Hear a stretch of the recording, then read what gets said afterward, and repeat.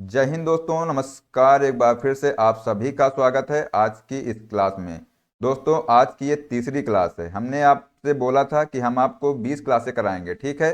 तो हमने GK GS के सिलेक्टेड टॉप 40 क्वेश्चंस को लिए हैं, जो कि दोस्तों ये सिलेक्शन वाली क्लास है। दोस्तों, जो क्लास है ये एनटीपीसी जो 12th लेवल का एग्जाम होने वाला है 7 अगस्त से, उसके लिए साथियों ये काफ़ी हेल्पफुल होने वाली है। और दोस्तों, ये जो क्लास है आपको डेली शाम को 4 बजे मिलने वाली है, ठीक है। तो आइए दोस्तों, अगर आप लोग चैनल पर पहली बार आए हैं तो चैनल को सब्सक्राइब कर लीजिएगा, और जो दोस्तों जो बेल आइकन है उसको प्रेस कर लीजिएगा, जिससे कि आगे आने वाली सभी क्लास का नोटिफिकेशन आपको मिलता रहेगा।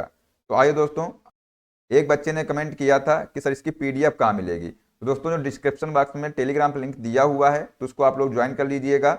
वहाँ पे दोस्तों सभी क्लास के जो पीडीएफ है वहाँ पर जो है अवेलेबल करा देंगे, ठीक है। तो वहाँ से आप लोग उसको डाउनलोड कर सकते हैं। तो आइए दोस्तों, क्लास को स्टार्ट करते हैं। क्वेश्चन दोस्तों है, एशियाई विकास बैंक एडीबी ने किस उद्देश्य के लिए जुलाई 2024 में भारत को $200 मिलियन का ऋण प्रदान किया है। तो दोस्तों, ये जो है ठोस अपशिष्ट प्रबंधन और स्वच्छता को बढ़ावा देने के लिए दोस्तों इसको ये प्रदान किया है, ठीक। तो ऑप्शन नंबर दोस्तों इसका बी करेक्ट आंसर हो जाएगा। आइए दोस्तों, देखते हैं जो की पॉइंट है इनको देख लेते हैं। दोस्तों, जो एशियाई विकास बैंक है इसने जो है 100 शहरों में ठोस अपशिष्ट प्रबंधन को और स्वच्छता में सुधार के लिए भारत को $200 मिलियन का ऋण प्रदान किया है। यह पहल दोस्तों स्वच्छ भारत मिशन 2.0 का समर्थन करती है, जिसका उद्देश्य है स्वच्छता और ठोस अपशिष्ट प्रबंधन बुनियादी ढांचे को बढ़ाना है, ठीक ठीक है। दोस्तों, जो ऋण समझौते पर वित्त मंत्रालय की संयुक्त जो सचिव हैं जूही मुखर्जी, और जो एडीबी इंडिया के जो रेजिडेंट मिशन के जो कंट्री डायरेक्टर हैं मियो ओका, इन्होंने दोस्तों इसमें हस्ताक्षर किए हैं, ठीक। तो ये दोस्तों आप लोग जो इंपॉर्टेंट पॉइंट है इसको नोट करिएगा। नेक्स्ट साथियों है, इसमें जो है सामुदायिक शौचालयों और मूत्रालयों का निर्माण तथा सफाई उपकरणों की खरीद खरीद भी इसमें शामिल है, ठीक है। अगर दोस्तों आपसे पूछा जाए जो एडीबी है, एडीबी का जो मुख्यालय है कहाँ पर है, तो ये दोस्तों मंडालू पोंग जो कि फिलीपींस में है, ठीक है। तो ये भी दोस्तों आप लोग नोट करिएगा। नेक्स्ट साथियों क्वेश्चन है, अरावली और विंध्य श्रेणी के बीच स्थित डैश पठार है। तो बताइए दोस्तों इसमें कौन सा पठार है, ये आपसे पूछा गया है। तो दोस्तों यहाँ पर जो है मालवा का पठार है, ठीक है। तो ऑप्शन नंबर 20 का राइट आंसर हो जाएगा। आइए दोस्तों देखते हैं, जो मालवा का पठार है ये मध्य भारत के पठार और बुंदेलखंड से घिरा हुआ है, ठीक है। मालवा पठार दोस्तों ज्वालामुखी मूल का है, और जो मालवा नाम जो है संस्कृत नाम मालव से लिया गया है, ठीक है।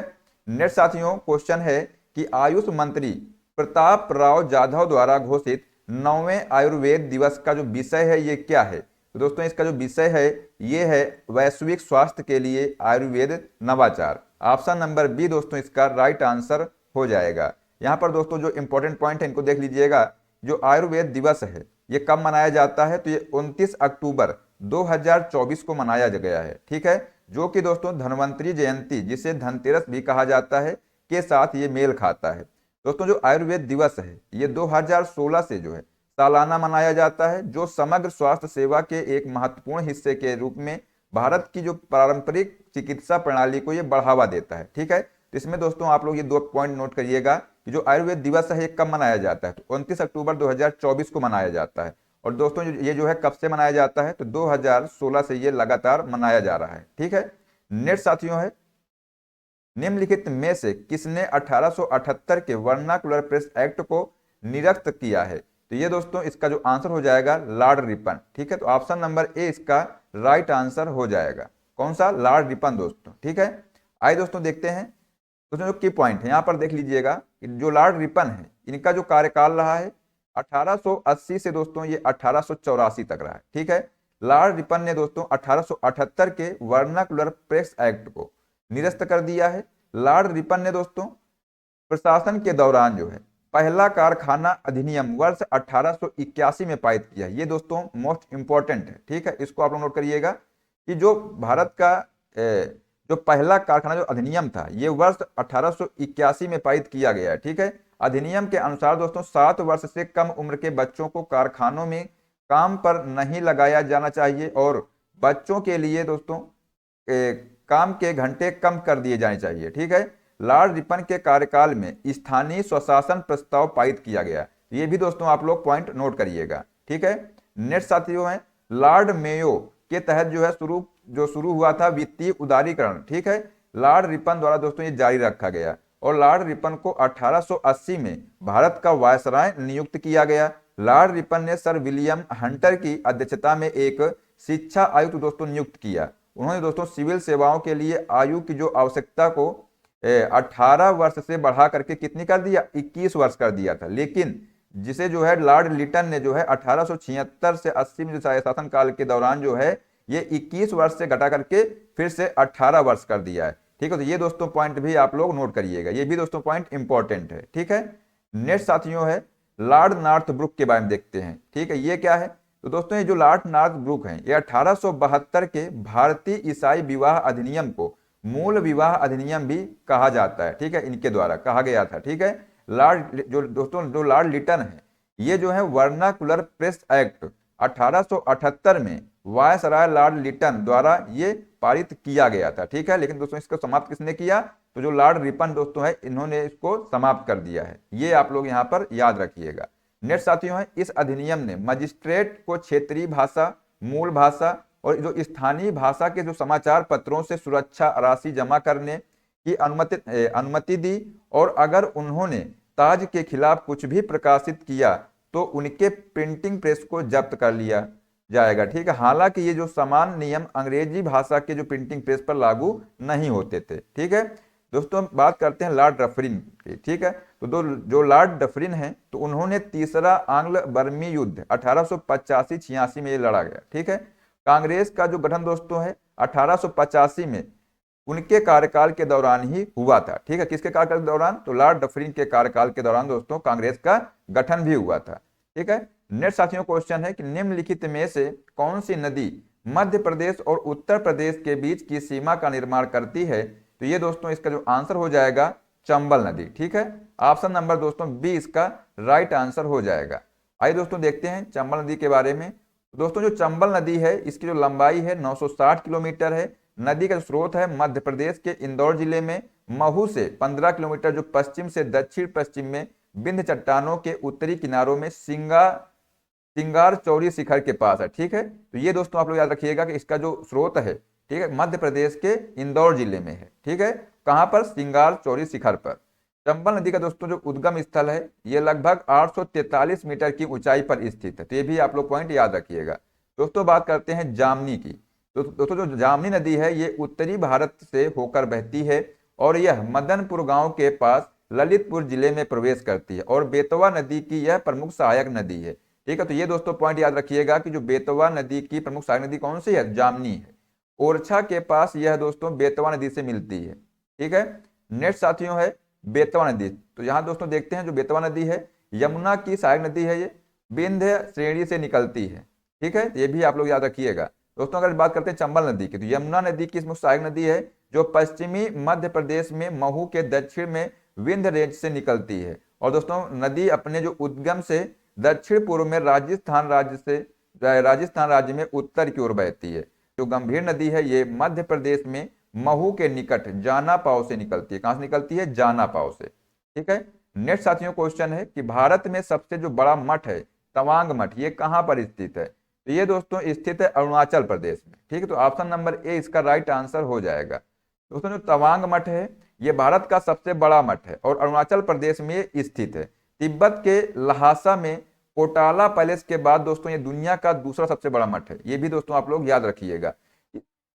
इसे दोस्तों तिब्बत में गदेन नाम ग्याल लेहात्से के नाम से इसको जाना जाता है। इसकी दोस्तों जो स्थापना है ये 1680-81 में मराक लामा ने की थी। ठीक है दोस्तों, हिंट दिया हुआ है यहाँ पर।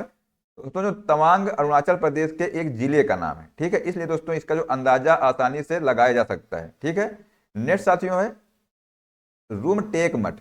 ये दोस्तों सिक्किम का सबसे बड़ा मठ और सबसे लोकप्रिय मठ है। ठीक है, और इसे धर्म चक्र केंद्र के रूप में भी जाना जाता है।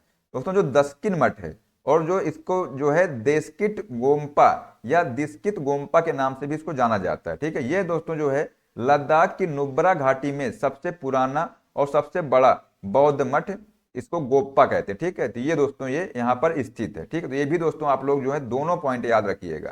ठीक है, नेक्स्ट साथियों क्वेश्चन है कि निम्नलिखित में से कौन सी फसल भारत के दक्षिणी राज्यों में पूरे वर्ष उगाई जाती है, तो ये दोस्तों चावल की फसल है। ठीक है, तो ऑप्शन नंबर ए इसका राइट आंसर हो जाएगा। दोस्तों यहाँ पर जो है चावल की जो फसल है ये खरीफ की फसल है। ठीक है, वृद्धि के दोस्तों इसके कारक क्या है? तापमान, वर्षा, मिट्टी के जो प्रकार, जल की उपलब्धता, ये दोस्तों इसके कारक है। क्योंकि चावल की जो खेती के लिए अनुकूल पूर्वी और पश्चिमी क्षेत्रों में औसतन तापमान जो है पाया जाता है, इसलिए जो है ये इसे जो है पूरे वर्ष उगाया जाता है। मई से नवंबर तक दोस्तों उच्च वर्षा और कम सर्दियों के तापमान के कारण उत्तरी और पश्चिमी भागों में केवल एक ही फसल उगाई जाती है। ठीक है, नेक्स्ट साथियों है जो एडिशनल पॉइंट है इनको देख लीजिएगा। तो दोस्तों याद रखिएगा, मक्का देखते हैं। मक्का के बारे में क्या कहा गया है कि मक्का दोस्तों एक अनाज है। भारत में यह खरीफ मौसम में उच्च तापमान और वर्षा के साथ दोस्तों इसको उगाया जाता है। दोस्तों जो बाजरा है, बाजरे को दोस्तों रागी के रूप में भी जाना जाता है, जिसे अनाज या चारा के रूप में उगाया जाता है। ठीक है, इसे बोलते हैं छोटा बाजरा। लेकिन दोस्तों जो ज्वार है, ज्वार को क्या बोलते हैं? बृहत बाजरे के रूप में इसको जाना जाता है। ठीक, तो ये भी आप लोग पॉइंट याद रखिएगा। नेक्स्ट साथियों क्वेश्चन है कि भारत में जब संविधान के उल्लंघन के लिए राष्ट्रपति पर महाभियोग चलाया जाता है तो डैश द्वारा आरोप लगाया जाता है। तो ये दोस्तों संसद का कोई भी सदन इस पर जो है आरोप लगा सकता है। ठीक है, तो ऑप्शन नंबर सी इसका राइट आंसर हो जाएगा। दोस्तों जो राष्ट्रपति पर महाभियोग चलाने की जो प्रक्रिया है ये दोस्तों क्या है? तो महाभियोग के आरोपों पर जो लोकसभा के 1/4 सदस्यों द्वारा हस्ताक्षर किए जाते हैं। भारत के राष्ट्रपति को 14 दिन का नोटिस दिया जाता है और फिर लोकसभा को 2/3 बहुमत के साथ महाभियोग के आरोप को पारित करती है और इसे जो है राज्यसभा में भेजती है। फिर जो है दोस्तों क्या होता है कि राज्यसभा होती है आरोपों की जांच करती है। ठीक है, इसके बाद जो है जब राज्यसभा आरोपों की जांच कर रही है तो राष्ट्रपति को कार्यवाही में बैठने का अधिकार है। ठीक है, यदि राज्यसभा आरोपों से सहमत है और इसे 2/3 बहुमत से पारित करती है तो राष्ट्रपति को हटा दिया जाता है। ठीक है, नेक्स्ट साथियों है केंद्रीय मंत्रिपरिषद। ये क्या है? ये दोस्तों अनुच्छेद 75 भारत के राष्ट्रपति द्वारा मंत्रिपरिषद की नियुक्ति से संबंधित है ये। ठीक है, मंत्रिपरिषद दोस्तों राष्ट्रपति को उसके कार्यों के निष्पादन में सहायता और सलाह देती है। यह भारतीय राजनीति में सर्वोच्च कार्यकारी निकाय का प्रतिनिधित्व करता है। दोस्तों इसे जो है कैबिनेट भी कहा जाता है, जहां अधिकांश कार्यकारी निर्णय भी किए जाते हैं। ठीक है, दोस्तों देखते हैं लोकसभा के बारे में। तो जो दोस्तों लोकसभा है भारत की द्विसदनात्मक संसद का निचला सदन है ये। ठीक है, यानी कि जो दोस्तों जो ये जो है लोकसभा निम्न सदन है। लोकसभा का हिंदी नाम लोकसभा द्वारा 14 मई 1954 को अपनाया गया था। लोकसभा का दोस्तों पूर्ण कार्यकाल होता है ये 5 वर्ष का होता है और इसके बाद जो है 1971 से 1977 तक 5 साल 10 महीने और 6 दिन ये जो 5वीं लोकसभा थी दोस्तों ये भारत की सबसे लंबी लोकसभा थी। ठीक है, इसको दोस्तों आप लोग इंपॉर्टेंट करिएगा। ठीक है, नोट करिएगा इसको। नेक्स्ट साथियों है 1998 से 1999 तक 12वीं जो लोकसभा थी दोस्तों ये जो है 1 वर्ष 1 माह और 4 दिन भारत की सबसे छोटी लोकसभा थी। तो दोस्तों इसको भी आप लोग नोट करिएगा। ठीक है, नेक्स्ट साथियों है लोकसभा का गठन जो है संविधान के अनुच्छेद 81 के तहत किया गया है और दोस्तों जीवी जो मावलंकर है ये लोकसभा के पिता हैं। लोकसभा की दोस्तों जो अधिकतम संख्या ये 550 निर्धारित की गई है और जो धन विधेयक केवल लोकसभा में प्रस्तुत किया जा सकता है, राज्यसभा में नहीं। तो ये भी दोस्तों पॉइंट आप लोग इंपॉर्टेंट करिएगा, इसको आप लोग नोट करिएगा। ठीक है, लोकसभा में उत्तर प्रदेश की जो सदस्यता है ये सबसे अधिक है। नेक्स्ट साथियों है राज्यसभा। तो आइए देखते हैं राज्यसभा के बारे में। जो राज्यसभा दोस्तों है भारत की द्विसदनीय संसद का उच्च सदन है। ठीक है, राज्यसभा को बुजुर्गों के घर के रूप में भी जाना जाता है। भारतीय संविधान के अनुच्छेद 80 के तहत राज्यसभा का जो गठन किया गया है। ठीक है, राज्यसभा एक स्थायी निकाय है और विघटन के अधीन ये नहीं है। नोट में क्या दिया हुआ है कि राज्यसभा की जो अधिकतम संख्या दोस्तों 250 यानी 250 जो है निर्धारित की गई है। ठीक है, नेक्स्ट साथियों है वर्तमान में दोस्तों राज्यसभा की जो अधिकतम संख्या है ये 245 है। इसके जो 245 सदस्यों में से 233 जो है राज्यों और केंद्र शासित प्रदेशों की विधानसभाओं द्वारा एकल हस्तांतरणीय मतों का उपयोग करके चुने जाते हैं। ठीक है, दोस्तों जो 12 सदस्यों की जो नियुक्ति है भारत के राष्ट्रपति द्वारा की जाती है। राज्यसभा के 1/3 सदस्य जो है हर 2 साल में सेवानिवृत्त होते हैं और राज्यसभा जो है दोस्तों संविधान के संघीय चरित्र का प्रतिनिधित्व करती है। ठीक है, भारत का जो उपराष्ट्रपति है राज्यसभा का पदेन सभापति होता है। ये दोस्तों जितने पॉइंट हैं ये सारे पॉइंट इंपॉर्टेंट है। ठीक है, ये सारे पॉइंट आपको आने चाहिए। ठीक है, नेक्स्ट साथियों है किस देश ने G20 वार्ता की अध्यक्षता की जिसके परिणाम स्वरूप अति धनवानों पर प्रभावी कर लगाने पर सहमति बनी है? तो ये दोस्तों इसका आंसर हो जाएगा ब्राजील ने। ठीक है, तो ऑप्शन नंबर बी इसका राइट आंसर हो जाएगा। दोस्तों आइए देखते हैं, जो ब्राजील दोस्तों है, ब्राजील ने 2024 में G20 वार्ता की अध्यक्षता की, जिसमें अत्यधिक धनी लोगों पर प्रभावी कर लगाने पर जो है सहमति बनी है। यह घोषणा दोस्तों ब्राजील के नेता लुइस इनासियो लूता की प्राथमिकता थी, जिन्होंने G20 एजेंडे में अरबपति कर को शामिल करने पर जोर दिया है। ठीक है, चर्चा में दोस्तों यह प्रस्ताव था कि $1 अरब से अधिक की संपत्ति पर 2% संपत्ति कर लगाया जाएगा। ठीक है, नेक्स्ट साथियों है भारत। तो दोस्तों भारत के बारे में बात करते हैं। तो भारत दोस्तों जो G20 का एक प्रभावशाली सदस्य है, लेकिन उसने जो है 2024 की वार्ता की अध्यक्षता नहीं की, जिसके परिणाम स्वरूप यह समझौता हुआ है। ठीक है, नेक्स्ट साथियों है संयुक्त राज्य अमेरिका। तो अमेरिका का जो प्रतिनिधित्व है ट्रेजरी सचिव जेनेट एलन ने किया, और जिन्होंने दोस्तों चर्चाओं का समर्थन किया, लेकिन वार्ता की अध्यक्षता नहीं की है। ठीक है, दोस्तों बात करते हैं जर्मनी की। तो जर्मनी भी जो है G20 का एक प्रमुख सदस्य है, लेकिन 2024 की वार्ता का दोस्तों ये जो है अध्यक्ष नहीं था। ठीक है, ये दोस्तों आप लोग पॉइंट याद रखिएगा। नेक्स्ट साथियों है बैंकिंग कानून संशोधन विधेयक 2024 द्वारा निम्नलिखित में से किस अधिनियम में संशोधन नहीं किया गया है? तो ये दोस्तों जो है भारतीय रिजर्व बैंक अधिनियम 1934 इसमें किया गया है। बैंकिंग विनियमन अधिनियम 1949 इसमें भी किया गया है, और दोस्तों जो भारतीय स्टेट बैंक अधिनियम 1955 है इसमें भी किया गया है। ठीक है, लेकिन दोस्तों इसका जो राइट आंसर हो जाएगा ऑप्शन नंबर डी, भारतीय प्रतिभूति और विनिमय जो बोर्ड अधिनियम 1992 है इसमें जो है संशोधन नहीं किया गया है। ठीक, तो ऑप्शन नंबर दोस्तों इसका जो है बी इसका राइट आंसर हो जाएगा।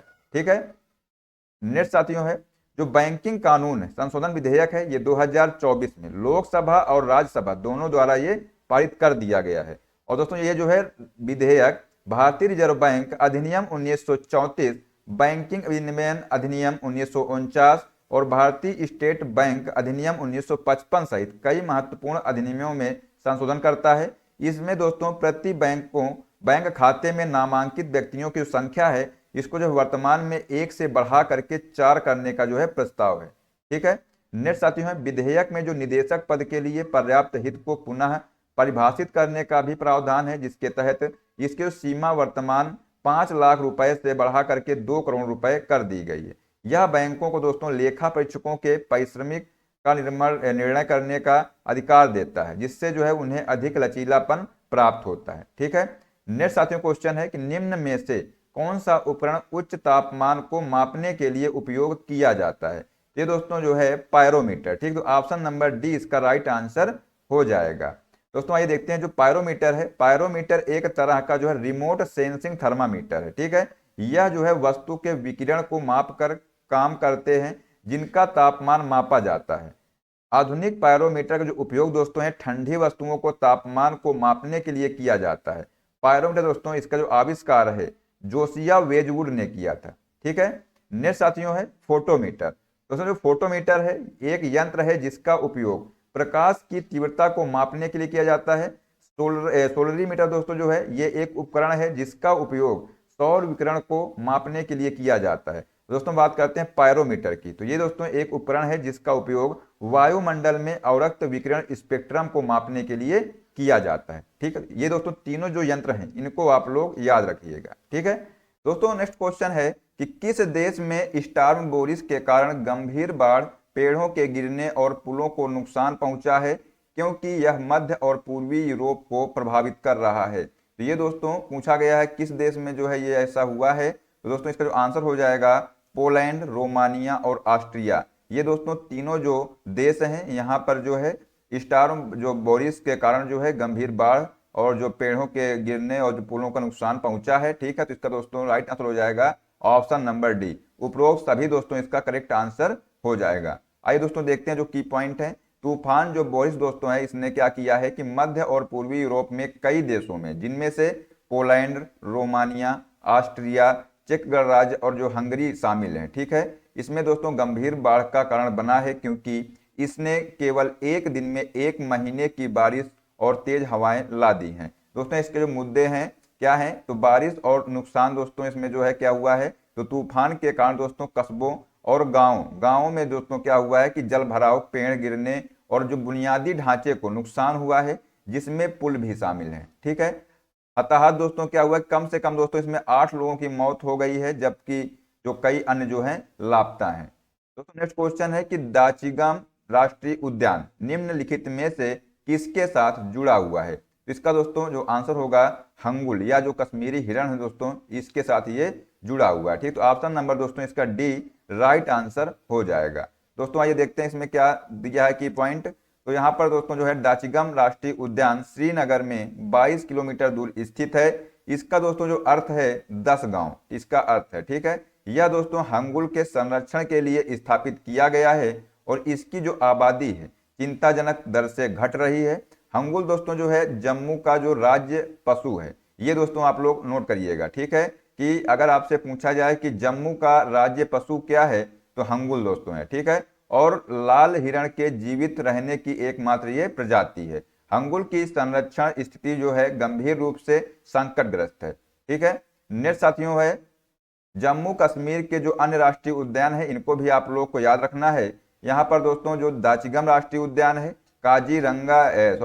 काजीनाग राष्ट्रीय उद्यान है, किश्तवाड़ राष्ट्रीय उद्यान है, और दोस्तों सलीम अली, इसको दोस्तों शहरी वन राष्ट्रीय उद्यान है। ठीक है, अगर दोस्तों बात की जाए कस्तूरी मृग जो है ये संरक्षण पार्क कहाँ पर है, तो ये जो है दोस्तों सिक्किम में है। इसका नाम क्या है, तो खांग चेंदोंगा राष्ट्रीय उद्यान दोस्तों इसका नाम है। तो ये दोस्तों इंपॉर्टेंट है, इसको आप लोग दोस्तों अच्छे से याद कर लीजिएगा। ठीक है, नेक्स्ट साथियों है इनमें से कौन भारत के आर्थिक सर्वेक्षण को प्रकाशित करता है, तो दोस्तों ये जो है वित्त मंत्रालय जो है आर्थिक सर्वेक्षण को प्रकाशित करता है। तो ऑप्शन नंबर डी इसका राइट आंसर हो जाएगा।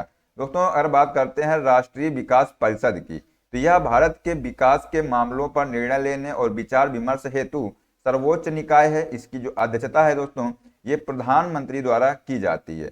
भारत का जो आर्थिक सर्वेक्षण है ये दोस्तों एक वित्त मंत्रालय की एक प्रमुख वार्षिक रिपोर्ट है। ठीक है, आर्थिक मामलों का विभाग वित्त मंत्रालय हर साल संसद में केंद्रीय बजट से ठीक पहले सर्वेक्षण प्रस्तुत करता है और यह भारत के मुख्य आर्थिक सलाहकार के मार्गदर्शन में तैयार की गई है। ठीक है, सर्वेक्षण दोस्तों पिछले वर्ष के दौरान देश के आर्थिक प्रदर्शन की एक विस्तृत रिपोर्ट है। नेक्स्ट साथियों है हिरोशिमा पर गिराए गए परमाणु बम का कोड नाम क्या है, ये दोस्तों आपसे पूछा गया है, बताइए इसका आंसर क्या हो जाएगा।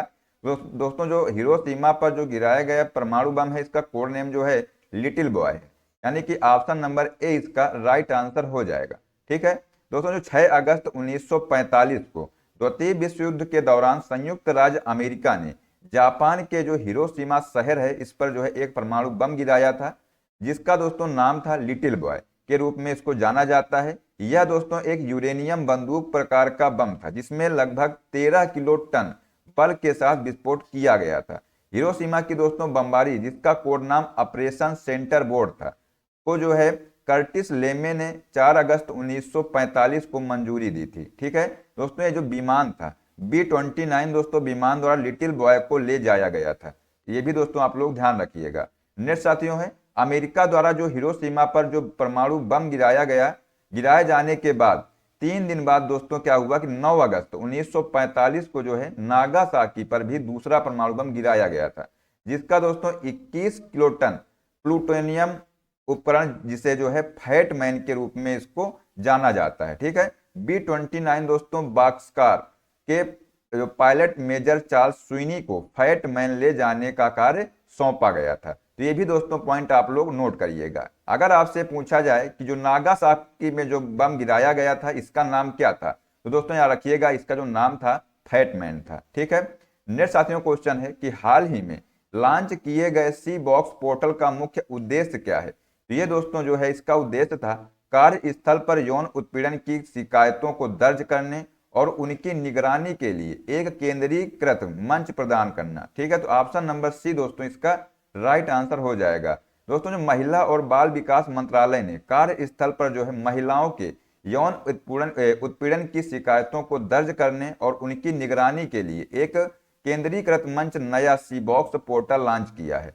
दोस्तों जो सीबॉक्सो जो पोर्टल है ये कार्यस्थल पर महिलाओं का यौन उत्पीड़न रोकथाम निषेध और निवारण अधिनियम 2013 के अनुरूप है। ठीक है दोस्तों, नेक्स्ट क्वेश्चन है कि भारत का पहला गवर्नर जनरल कौन था। तो ये दोस्तों जो भारत का पहला गवर्नर जनरल था लॉर्ड विलियम बेंटिंग था। ठीक, तो ऑप्शन नंबर ए इसका राइट आंसर हो जाएगा।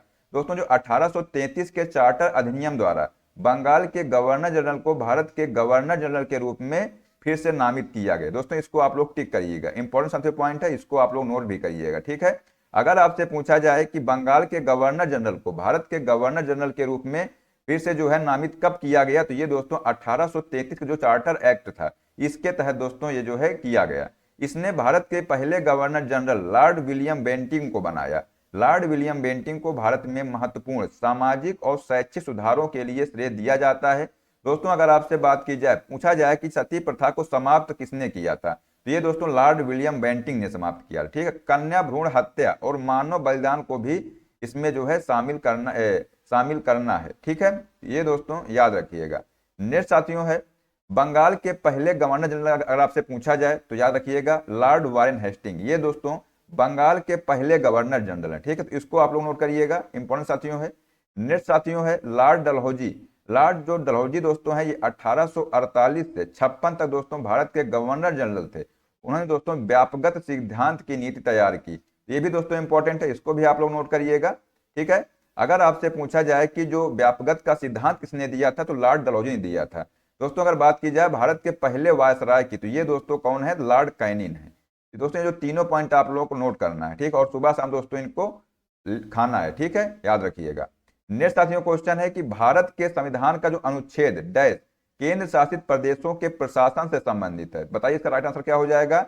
दोस्तों इसका जो राइट आंसर हो जाएगा 239। ठीक है, आर्टिकल 239 जो है केंद्र शासित प्रदेशों के प्रशासन से संबंधित। ठीक, तो ऑप्शन नंबर बी इसका राइट आंसर हो जाएगा। दोस्तों जो 239 केंद्र शासित प्रदेशों का जो प्रशासन है इसमें क्या कहा गया है, तो संसद द्वारा कानून द्वारा अन्यथा प्रदान किए जाने के अलावा प्रत्येक केंद्र शासित प्रदेश का संचालन राष्ट्रपति द्वारा उस हद तक किया जाएगा जैसा कि वह उचित समझे, एक प्रशासक के माध्यम से जिसे उनके द्वारा ऐसे पदनाम के साथ नियुक्त किया जाएगा जैसा कि वह निर्दिष्ट कर सकते हैं। दोस्तों भाग 6 में निहित किसी भी बात के होते हुए भी राष्ट्रपति किसी राज्य के राज्यपाल को एक निकटवर्ती केंद्र शासित प्रदेश के प्रशासक के रूप में नियुक्त कर सकता है। ठीक है, और दोस्तों जहां एक राज्यपाल को नियुक्त किया जाता है वह अपने मंत्रिपरिषद से स्वतंत्र रूप से ऐसे प्रशासक के रूप में अपने कार्यों का प्रयोग करेगा। ठीक है, नेक्स्ट साथियों है जो एडिशनल इंफॉर्मेशन है, ये दोस्तों बहुत ही इंपॉर्टेंट होती है। ये दोस्तों जो दवा है इनको आप लोग लिख लीजिएगा। ठीक है, ये दोस्तों सिलेक्शन की दवा है। ठीक है, और सुबह शाम दोस्तों तो खानी भी है। तो दोस्तों देखिए यहाँ पर जो अनुच्छेद 233 है इसमें दोस्तों जिला न्यायाधीशों की नियुक्ति की बात की गई है। अनुच्छेद दोस्तों 224 जो है ये अतिरिक्त और कार्यवाहक न्यायाधीशों की नियुक्ति की बात की गई है। और जो अनुच्छेद 228 दोस्तों है इसमें कुछ मामलों का उच्च न्यायालय में स्थानांतरण यदि उच्च न्यायालय में। ठीक है, तो ये दोस्तों इसकी बात की गई है। ठीक है, नेक्स्ट साथियों क्वेश्चन है कि वाशिंग सोडा के एक सूत्र इकाई में जल के जो है कितने अणु उपस्थित होते हैं, तो ये दोस्तों इसका जो आंसर हो जाएगा जल के जो है 10 अणु उपस्थित होते हैं। ऑप्शन नंबर डी इसका राइट आंसर हो जाएगा। दोस्तों आइए देखते हैं कि हम जानते हैं कि जो वाशिंग सोडा दोस्तों है ये आणविक सूत्र इसका क्या होता है, इसको याद रखिएगा Na2CO3.10H2O। ठीक है, तो यहाँ पर दोस्तों जो जल के 10 अणु जो है 10 यानी 10 अणु जो है उपस्थित है। ठीक है, सोडियम दोस्तों कार्बोनेट का जो सूत्र होता है Na2CO3 होता है। ठीक है, इसका जो पुनः क्रिस्टलीकरण जो है वाशिंग सोडा प्रदान करता है।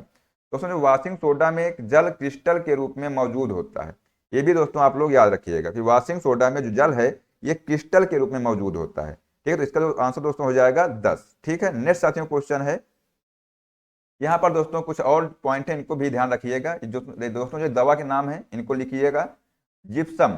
ठीक है, तो दोस्तों जो जिप्सम है, जिप्सम का जो रासायनिक सूत्र होता है CaSO4.2H2O जो है जिप्सम का रासायनिक सूत्र होता है। अगर वहीं पर दोस्तों बात करते हैं वाशिंग सोडा की, तो ये दोस्तों Na2CO3.10H2O जो है ये वाशिंग सोडा का रासायनिक सूत्र होता है। ठीक है, अगर दोस्तों वहीं पर बात करते हैं कॉपर सल्फेट की, तो ये दोस्तों CuSO4। ठीक है, ये जो है कॉपर सल्फेट का रासायनिक सूत्र होता है। अगर वहीं पर बात की जाए बेकिंग सोडा की, तो NaSCO3, ये दोस्तों बेकिंग सोडा का रासायनिक सूत्र होता है, ठीक है। और दोस्तों जो नीला होता है, इसका जो रासायनिक सूत्र होता है ये होता है CuSO4.5H2O, ठीक है। तो ये दोस्तों आप लोग जो दवा है इनको आप लोग नोट करिएगा और सुबह शाम इनको भी खाइएगा, ठीक है। नेक्स्ट साथियों क्वेश्चन है कि 2025 में रिलीज होने वाली अरुंधति राय की जो पहली आत्मकथा का शीर्षक क्या है, जिसमें उनकी मां मैरी राय के साथ उनके संबंधों का पता लगाया गया है। तो दोस्तों जो आत्मकथा है इसका नाम है मदर मेरी कम टू मी, ठीक है। तो ऑप्शन नंबर डी दोस्तों इसका राइट आंसर हो जाएगा। दोस्तों जो अरुंधति राय है इनका पहला संस्करण जो है जिसका शीर्षक मदर मेरी कम्स टू मी है, सितंबर 2025 में पेंगुइन रैंडम हाउस द्वारा रिलीज होने वाला है। यह दोस्तों संस्करण जो है राय के अपनी मां मेरी राय के साथ जटिल संबंध का विचार करता है और जिनका दोस्तों सितंबर 2022 में निधन हो गया था और जो एक महिला अधिकार कार्यकर्ता भी थी। राय को दोस्तों उनके पुरस्कार विजेता उपन्यासों जैसे कि The God of Small Things और The Ministry of Ultimate Happiness के साथ उनके जो राजनीतिक रूप से जो है आयोजित निबंधों के लिए इनको जाना जाता है, ठीक है। तो ये दोस्तों आप लोग जो पॉइंट है इनको ध्यान रखिएगा।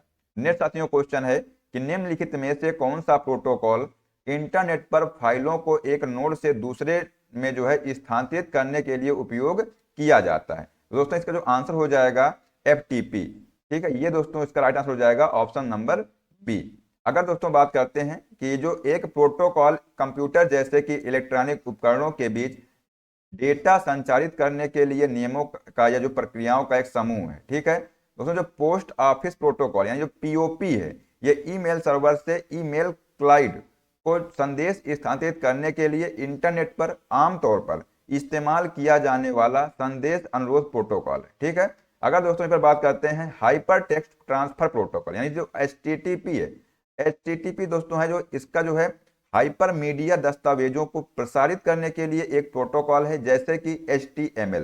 दोस्तों का नेक्स्ट है hyper text transfer protocol secure यानी जो HTTPS है, ये दोस्तों जो है इंस्क्रिप्शन और प्रमाणीकरण का उपयोग करने वाले HTTP प्रोटोकॉल का सुरक्षित संस्करण है, ठीक है। तो ये दोस्तों आप लोग याद रखिएगा। नेक्स्ट साथियों है राष्ट्रीय डेंगू दिवस 2024 की विषय जो है वस्तु यानी जो थीम दोस्तों है ये क्या है। ये दोस्तों जो है डेंगू रोकथाम सुरक्षित कल के लिए हमारी जिम्मेदारी, ऑप्शन नंबर दोस्तों डी इसका राइट आंसर हो जाएगा, ठीक है।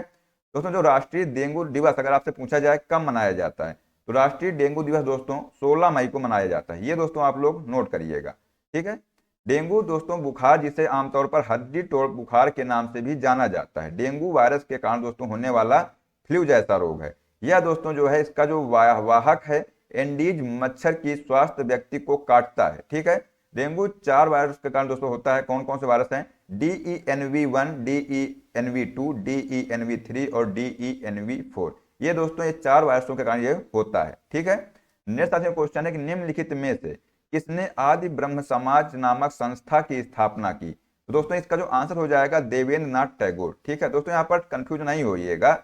अगर दोस्तों आप सोच रहे होंगे कि राजा राम मोहन राय दोस्तों इसका राइट आंसर हो जाएगा, तो ये दोस्तों गलत है। दोस्तों जो राजा राम मोहन राय हैं इन्होंने ब्रह्म समाज की स्थापना की थी, ठीक है। लेकिन यहाँ पर पूछा गया है आदि ब्रह्म समाज, तो ये दोस्तों देवेंद्र नाथ टैगोर इसका करेक्ट आंसर हो जाएगा, ठीक है। दोस्तों जो ब्रह्म समाज के विभाजन के बाद देवेंद्र नाथ टैगोर ने 1866 में आदि ब्रह्म समाज की स्थापना की थी और दोस्तों जो केशव चंद्र सेन के नेतृत्व में भारतीय ब्रह्म समाज की स्थापना की गई। दोस्तों बात करते हैं ब्रह्म समाज की, तो ब्रह्म समाज को ब्रह्म सभा के नाम से भी जाना जाता है। यह दोस्तों पहला आधुनिक हिंदू सुधार आंदोलन था, यह भी दोस्तों आप लोग ध्यान रखिएगा। इसकी जो स्थापना दोस्तों राजा राम मोहन राय ने 1828 में की थी, ठीक है। तो ये दोस्तों पॉइंट इनको याद रखिएगा। इसे दोस्तों जो भारतीयों द्वारा अपने धर्म में सुधार करने और इसकी जो हानिकारक प्रथाओं को समाप्त करने का पहला प्रयास भी कहा जाता है। दोस्तों जो केशव चंद्र सेन के नेतृत्व में यह बड़ी प्रगति करने में सक्षम रहा है और पूरे भारत में कई शाखाएं स्थापित की हैं। दोस्तों जो ब्रह्म समाज का मुख्य जो कथन था सर्वधर्म समभाव, अर्थात सभी धर्म समान है और सभी धर्मों का जो समान रूप में सम्मान किया जाना चाहिए, ये दोस्तों इसका कथन था, ठीक है। नेक्स्ट साथियों क्वेश्चन है कि जब लिटमस को बोरेक्स के 1 विलयन में मिलाया जाता है तो यह जो है डैश हो जाता है, तो कैसा हो जाता है? ये दोस्तों नीला हो जाता है, ठीक। तो ऑप्शन नंबर डी इसका राइट आंसर हो जाएगा। नेक्स्ट साथियों है यहाँ पर जो पॉइंट है इनको ध्यान रखिएगा जो लिटमस दोस्तों है, ये लिटमस पेपर जो है क्षारीय विलयनों के लिए नीला हो जाता है। और दोस्तों जो बोरेक्स का पीएच सामान्य 8 होता है, जो दर्शाता है कि यह जो है प्रकृति में क्षारीय है, इसलिए जो है इसका रंग नीला होता है। दोस्तों जो लिटमस अम्लीय विलयनों के लिए लाल हो जाता है। तो ये भी दोस्तों आप लोग ध्यान रखिएगा, ठीक है। नेक्स्ट साथियों क्वेश्चन है कि भारत में कौन संवैधानिक अधिकारी लोकसभा चर्चा में भाग ले सकता है लेकिन मतदान नहीं कर सकता है? ये दोस्तों जो है इसका आंसर हो जाएगा महान्यायवादी, ठीक है। तो ऑप्शन नंबर दोस्तों इसका ए राइट आंसर हो जाएगा, ठीक है। नेक्स्ट साथियों है कि भारत के जो महान्यायवादी हैं भारत सरकार के मुख्य कानूनी सलाहकार होता है। ये दोस्तों पॉइंट आप लोग नोट करिएगा, ठीक है। अगर आपसे पूछा जाए कि जो भारत का महान्यायवादी होता है ये जो है भारत सरकार के क्या होता है, तो मुख्य कानूनी सलाहकार होता है, ठीक है। उन्हें दोस्तों संविधान के अनुच्छेद 76(1) के तहत भारत के राष्ट्रपति द्वारा नियुक्त किया जाता है। और दोस्तों राष्ट्रपति के प्रसाद पर्यंत दोस्तों ये पद पर बने रहते हैं। वह संसद के दोनों सदनों की बैठकों में भाग ले सकता है लेकिन वह दोस्तों मतदान नहीं कर सकता है, ठीक है। ये दोस्तों पॉइंट इंपॉर्टेंट हो जाता है, ठीक है। दोस्तों अनुच्छेद में उल्लेख है कि प्रत्येक मंत्री और महान्यायवादी को संसद में बोलने का अधिकार है और वे इसकी जो कार्यवाही में भाग ले सकते हैं, ठीक है। तो ये दोस्तों आप लोग नोट करिएगा। दोस्तों जो वह लोकसभा और राज्यसभा दोनों की संयुक्त बैठक और किसी भी संसदीय समिति में भी भाग ले सकते हैं जिसमें दोस्तों उनका जो सदस्य के रूप में नाम तो है लेकिन वोट देने का अधिकार नहीं है, ठीक है। दोस्तों बात करते हैं भारत के महान्यायाधिकर्ता की। तो ये दोस्तों भारत के जो महान्यायाधिकर्ता हैं भारत के महान्यायवादी के अधीनस्थ होते हैं, ठीक है। यह देश का दूसरा कानून अधिकारी होते हैं और महान्यायवादी की सहायता करते हैं। भारत के लिए दोस्तों अपर भारत के महान्यायाधिकर्ता द्वारा उनकी सहायता की जाती है। नेक्स्ट साथियों भारत के नियंत्रक और महालेखा परीक्षक। ये दोस्तों भारत के नियंत्रक जो और महालेखा जो परीक्षक होते हैं ये भारत के संविधान के अनुच्छेद 148 के तहत स्थापित भारत में संवैधानिक प्राधिकरण है, ठीक है। नेक्स्ट साथियों है मुख्य निर्वाचन आयुक्त। दोस्तों जो मुख्य निर्वाचन आयुक्त होता है ये राष्ट्रपति मुख्य निर्वाचन आयुक्त और निर्वाचन आयुक्तों को नियुक्त करता है। दोस्तों इनका जो 6 वर्ष या 65 वर्ष की आयु तक का निश्चित कार्यकाल होता है। आयोग में दोस्तों एक मुख्य निर्वाचन आयुक्त होता है और 2 निर्वाचन आयुक्त होते हैं, ठीक है। दोस्तों जो मुख्य निर्वाचन आयुक्त को वही दर्जा प्राप्त है और उन्हें भारत के सर्वोच्च न्यायालय के न्यायाधीशों के समान वेतन और भत्ते भी मिलते हैं, ठीक है। नेक्स्ट साथियों क्वेश्चन है कि निम्नलिखित में से किस भारतीय राज्य से कर्क रेखा नहीं गुजरती है? ये दोस्तों इसका जो आंसर हो जाएगा उत्तर प्रदेश, ठीक है। तो उत्तर प्रदेश दोस्तों है इससे जो है कर्क रेखा नहीं गुजरती है। ऑप्शन नंबर डी इसका राइट आंसर हो जाएगा। दोस्तों जो भूमध्य रेखा से 23.5 डिग्री उत्तर की ओर कोण पर जो है कर्क रेखा एक काल्पनिक रेखा है जो भारत के मध्य से गुजरती है, ठीक है। दोस्तों जो कर्क रेखा है ये भारत के 8 राज्यों से होकर गुजरती है। कौन कौन से? गुजरात, राजस्थान, मध्य प्रदेश, छत्तीसगढ़ और झारखंड, ठीक है। और अगला है पश्चिम बंगाल, त्रिपुरा और मिजोरम। ये दोस्तों जो 8 राज्य हैं यहाँ से दोस्तों जो कर्क रेखा है ये होकर के गुजरती है, ठीक है। अगर दोस्तों आपसे पूछा जाए कि जो कर्क रेखा है इसकी सर्वाधिक लंबाई कहाँ पर है तो ये मध्य प्रदेश में है और सबसे कम लंबाई जो है दोस्तों ये जो है राजस्थान में है। ये दोस्तों पॉइंट भी आप लोग नोट रखिएगा, ठीक है। नेक्स्ट साथियों है माही नदी। दोस्तों भारत की एकमात्र नदी है जो कर्क रेखा को 2 बार काटी है। ये भी दोस्तों मोस्ट इंपॉर्टेंट पॉइंट है, इसको भी आप लोग नोट करिएगा, ठीक है। दोस्तों अगर आपसे पूछा जाए कि जो कर्क रेखा है ये किसके करीब से गुजरती है तो दोस्तों भोपाल, ठीक है, जो मध्य प्रदेश की राजधानी है, और जो गांधीग्राम दोस्तों है ये गुजरात की राजधानी है। ये जो कर्क रेखा के काफी करीब स्थित है, ठीक है। दोस्तों 17 देशों और 3 महाद्वीपों 6 जल निकायों के माध्यम से कर्क रेखा दोस्तों गुजरती है, ठीक है। दोस्तों अगर वहीं पर बात की जाए मकर रेखा की तो ये दोस्तों 10 देशों से होकर के गुजरती है, ठीक है। तो ये दोस्तों पॉइंट आप लोग नोट करिएगा। नेक्स्ट साथियों है याद रखिएगा जो एडिशनल इंफॉर्मेशन क्या है तो IST यानी दोस्तों भारतीय मानक समय जो है अर्थात 82.5 डिग्री पूरब प्रयागराज नैनी मिर्जापुर से होकर के गुजरती है। ये दोस्तों आप लोग याद रखिएगा। अगर दोस्तों आपसे पूछा जाए कि रूस में दोस्तों कितने टाइम जोन है यानी दोस्तों समय क्षेत्र कितने हैं तो दोस्तों 11 है, ठीक है। और वहीं पर दोस्तों जो USA है यहाँ पर जो है 5 समय क्षेत्र हैं। भूमध्य रेखा दोस्तों 1 डिग्री देशांतर बराबर होता है 111.3 किलोमीटर के बराबर होता है, ठीक है। दोस्तों जो भूमध्य रेखा है ये दक्षिण अमेरिका, अफ्रीका और एशिया से होकर के गुजरती है। तो ये भी दोस्तों आप लोग नोट करिएगा। नेक्स्ट साथियों क्वेश्चन है कि भारत का संविधान संविधान सभा द्वारा डैश को पारित किया गया था। तो ये दोस्तों जो है 26 नवंबर 1949 को पारित किया गया था। यानी कि ऑप्शन नंबर दोस्तों इसका सी राइट आंसर हो जाएगा। दोस्तों जो भारतीय संविधान को 26 नवंबर 1949 को भारत की संविधान सभा द्वारा अपनाया गया और 26 जनवरी 1950 को यह प्रभावी हुआ था। भारत के संविधान में मूल रूप से 395 अनुच्छेद थे, लेकिन दोस्तों अगर बात की जाए वर्तमान में, तो वर्तमान में दोस्तों संविधान में 448 अनुच्छेद हैं। भारतीय संविधान मूल रूप से दोस्तों अंग्रेजी में लिखा गया था। ठीक, तो ये भी दोस्तों आप लोग ध्यान रखिएगा। अन्य साथियों है, अगर आपसे पूछा जाए कि भारतीय संविधान को दोस्तों हाथ से किसने लिखा था, तो प्रेम बिहारी नारायण दोस्तों रायजादा, ठीक है, इन्होंने दोस्तों जो है भारतीय संविधान को हाथ से लिखा था। ये भी दोस्तों आप लोग पॉइंट नोट करिएगा। डॉक्टर बी आर अम्बेडकर दोस्तों इन्होंने जो है भारतीय संविधान को के पिता जो है के रूप में इनको जाना जाता है। ठीक है, तो ये दोस्तों जो दवा के नाम है इनको भी आप लोग नोट करते चलिएगा। नेक्स्ट साथियों क्वेश्चन है कि सार्क में कितने देश शामिल हैं। ये दोस्तों सार्क में जो कितने देश शामिल हैं, तो दोस्तों ये जो है 8 देश शामिल हैं। तो ऑप्शन नंबर ए इसका राइट आंसर हो जाएगा। दोस्तों बात करते हैं जो दक्षिणी एशियाई क्षेत्रीय सहयोग संगठन या जो सार्क दोस्तों है, इसकी स्थापना जो है कब की गई थी, तो 8 दिसंबर 1985 को दोस्तों इसकी स्थापना की गई थी। इसका सचिवालय दोस्तों है 17 जनवरी 1987 को काठमांडू नेपाल में स्थापित किया गया था। और सार्क में जो है 8 सदस्य देश शामिल हैं और अफगानिस्तान, बांग्लादेश, भूटान, भारत, मालदीव, नेपाल, पाकिस्तान और श्रीलंका, ये दोस्तों जो 8 जो देश हैं ये इसमें शामिल हैं। ठीक है, नेक्स्ट साथियों क्वेश्चन है कि वैश्विक नवाचार सूचकांक 2024 में 133 वैश्विक अर्थव्यवस्था के बीच भारत का जो स्थान क्या है, ये दोस्तों 39वां स्थान है। तो ऑप्शन नंबर ए इसका राइट आंसर हो जाएगा। दोस्तों नेक्स्ट क्वेश्चन है अजंता और एलोरा की जो गुफाएं हैं ये भारत के किस राज्य में स्थित है। तो दोस्तों ये जो है महाराष्ट्र में स्थित है। ऑप्शन नंबर सी इसका करेक्ट आंसर होगा। ठीक है दोस्तों, जो अजंता की गुफाएं हैं ये 29 चट्टानों को काटकर बनी बौद्ध स्मारक हैं जो दूसरी शताब्दी ईसवी पूर्व से लगभग 480 ईसा पूर्व की है। दोस्तों अगर बात की जाए एलोरा गुफा की, तो ये परिसर में दोस्तों 600 से लेकर के 1000 ईसा पूर्व अवधि से बौद्ध, हिंदू और जैन स्मारक है। ठीक है, तो ये दोस्तों दोनों आप लोग याद रखिएगा, ये अजंता गुफाएं हैं और ये जो है एलोरा गुफाएं हैं। ठीक है, नेक्स्ट साथियों क्वेश्चन है जब किसी गेंद को ऊपर की ओर फेंका जाता है तो उसकी जो स्थिर ऊर्जा होती है ये किस स्थिति में अधिकतम होती है। ये दोस्तों जो है सबसे उच्चतम बिंदु पर क्या होती है, अधिकतम होती है। ठीक है, आइए दोस्तों देखते हैं क्यों ऐसा होता है। तो जब किसी वस्तु को गेंद को ऊपर की ओर फेंका जाता है तो जो उसका वेग क्या होता है, कम हो जाएगा, क्योंकि गुरुत्वाकर्षण की कमी के कारण दोस्तों वह ऊपर की ओर जाता है। तो जो इसकी जो गतिज ऊर्जा होती है ऊपर की ओर बढ़ने के साथ कम होती जाएगी, लेकिन ऊपर की ओर बढ़ने पर जो है इसकी जो स्थिर ऊर्जा होती है दोस्तों ये बढ़ती जाएगी। जब वस्तु सबसे उच्चतम बिंदु पर पहुंच जाती है तो गतिज ऊर्जा शून्य हो जाएगी और जो स्थिर ऊर्जा दोस्तों होती है ये अधिकतम हो जाएगी। ठीक है, जमीन पर दोस्तों गिरने से ठीक पहले जो इसकी स्थिर ऊर्जा जो इसकी गतिज ऊर्जा होती है ये अधिकतम होती है। ठीक है, ये दोस्तों पॉइंट भी आप लोग नोट रखिएगा।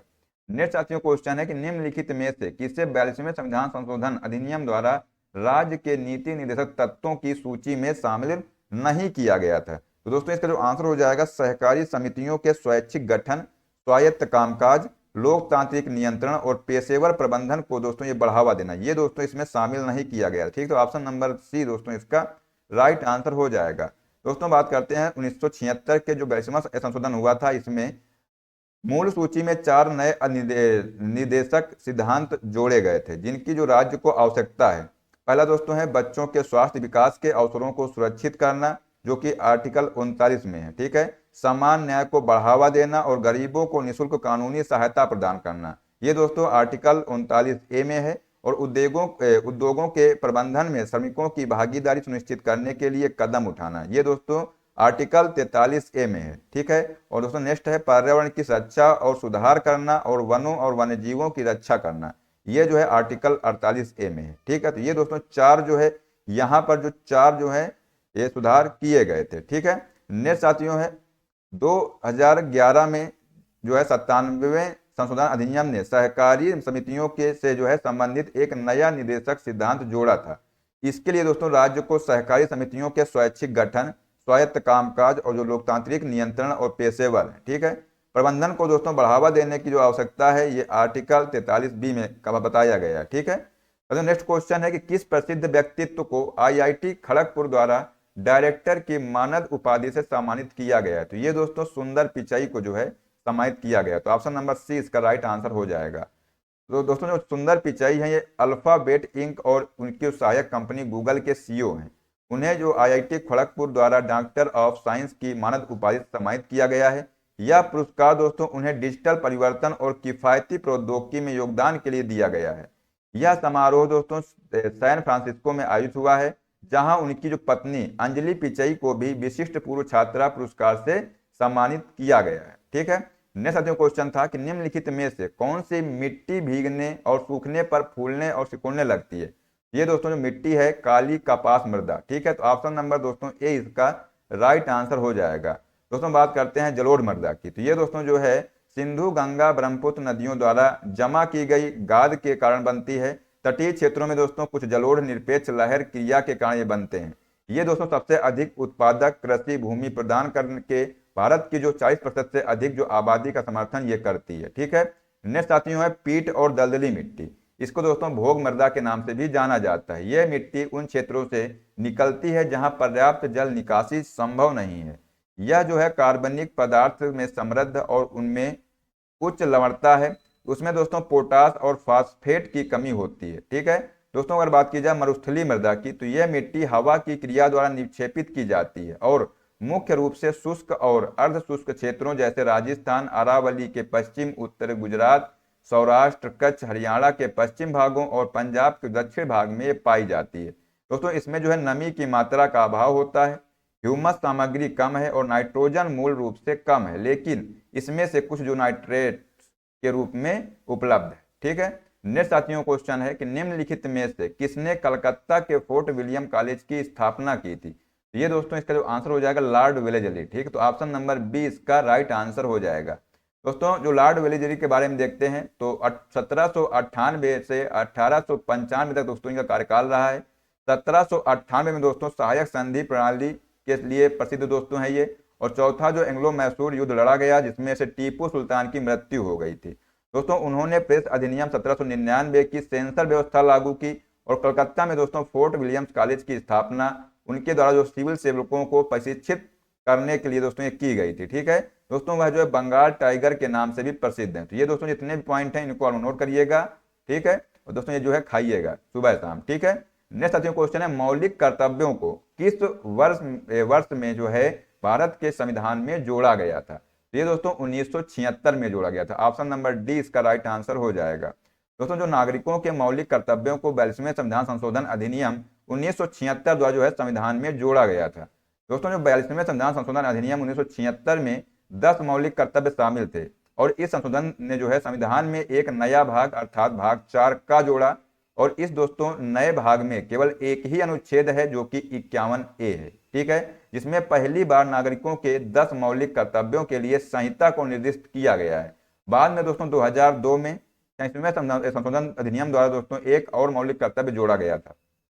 ठीक है, और भारतीय संविधान में दोस्तों मौलिक कर्तव्य जो है तत्कालीन सोवियत संघ के संविधान से प्रेरित है। ठीक है, 42वें संशोधन अधिनियम दोस्तों 1976 द्वारा भारतीय संविधान के सबसे महत्वपूर्ण संशोधन में एक है, और यह जो है तब इंदिरा गांधी की अध्यक्षता में भारतीय राष्ट्रीय कांग्रेस द्वारा अधिनियमित किया गया था, और बड़ी संख्या में दोस्तों संशोधन के कारण यह जो है अधिनियम भारतीय संविधान में लाया गया और इसे जो है लघु संविधान के नाम रूप में भी इसको जाना जाता है। ठीक है। नेक्स्ट साथियों क्वेश्चन है कि भारत छोड़ो आंदोलन के दौरान मुंबई के ग्वालियर टैंक मैदान में किसने जो है राष्ट्रीय ध्वज फहराया था। ये दोस्तों Arora Asaf Ali. Option number B इसका राइट आंसर हो जाएगा। ठीक है। दोस्तों 9 अगस्त 1942 को उनके साहसी कार्य ने आंदोलन की शुरुआत की और जहां वे निहत्थे ग्रामीणों के जुलूस का नेतृत्व करने के लिए एक उल्लेखनीय व्यक्ति के रूप में उभरी, और इसका जो उद्देश्य था दोस्तों ये ब्रिटिश शासन के लिए खिलाफ विद्रोह के प्रतीक के रूप में राष्ट्रीय ध्वज फहराया था। ठीक है। नेक्स्ट साथियों जो है अगर बात की जाए महत्वपूर्ण संगठन और संस्थापक का नाम यहाँ पर दोस्तों देख लेते हैं। ठीक है, जो कि एग्जाम के लिए काफी इंपॉर्टेंट है। जितने भी दोस्तों हमने यहाँ पर जो है संगठन के नाम बताए हैं उनको आप लोग को याद करना है। ठीक है। दोस्तों बात करते हैं ईस्ट इंडिया एसोसिएशन की, तो ये दोस्तों दादा भाई नौरोजी दोस्तों इसकी स्थापना की थी। ठीक है, जो संस्थापक थे कौन थे, दादा भाई नौरोजी। दोस्तों सर्वेंट ऑफ इंडिया सोसाइटी की दोस्तों गोपाल कृष्ण गोखले। होम रूल आंदोलन के दोस्तों कौन थे, एनी बेसेंट और बाल गंगाधर तिलक। फॉरवर्ड ब्लॉक के दोस्तों सुभाष चंद्र बोस। राष्ट्रीय स्वयंसेवक संघ केबी हेडगेवार।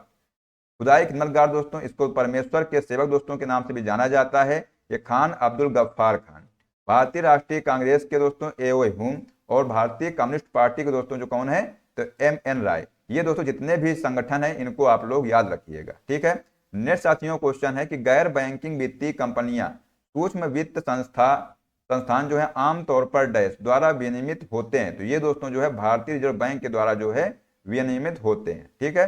दोस्तों आइए देखते हैं यहाँ पर कि जो गैर बैंकिंग वित्तीय कंपनियां हैं, ये कंपनी अधिनियम 2013 के तहत काम करती हैं और आरबीआई अधिनियम 1934 के तहत जो है आरबीआई द्वारा जो है विनियमित होती हैं, ठीक है।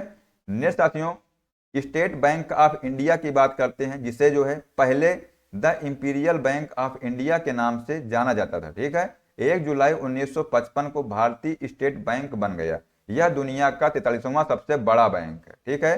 दोस्तों अगर बात की जाए कि एसबीआई के जो वर्तमान अध्यक्ष हैं, ये दोस्तों आप लोग टिक करिएगा, ठीक है। अगर आपसे पूछा जाए कि जो एसबीआई के जो वर्तमान अध्यक्ष हैं ये कौन है, तो दिनेश चल्ला श्रीनिवासुलु शेट्टी दोस्तों ये जो है एसबीआई के वर्तमान अध्यक्ष हैं, ठीक है।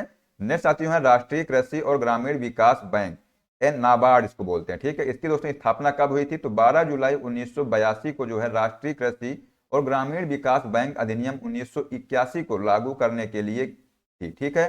दोस्तों शिवराम समिति की सिफारिशों पर इसकी स्थापना की गई थी। नेक्स्ट साथियों क्वेश्चन है निम्नलिखित में से कौन सा एक कंप्यूटर है जो इंटरनेट पर एक वेबसाइट को होस्ट करता है। ये दोस्तों इसका नाम है वेब सर्वर, ठीक है। तो ऑप्शन नंबर बी दोस्तों इसका राइट आंसर हो जाएगा, ठीक है। तो ये दोस्तों आज का लास्ट प्रश्न था। दोस्तों अगर आपको क्लास अच्छी लगी हो तो इसको ज़्यादा से ज़्यादा शेयर कर दीजिए, और अगर अभी तक लाइक नहीं किया तो लाइक कर दीजिए, ठीक है। तो दोस्तों मिलते हैं नेक्स्ट क्लास में। जय हिंद, जय भारत, वंदे मातरम।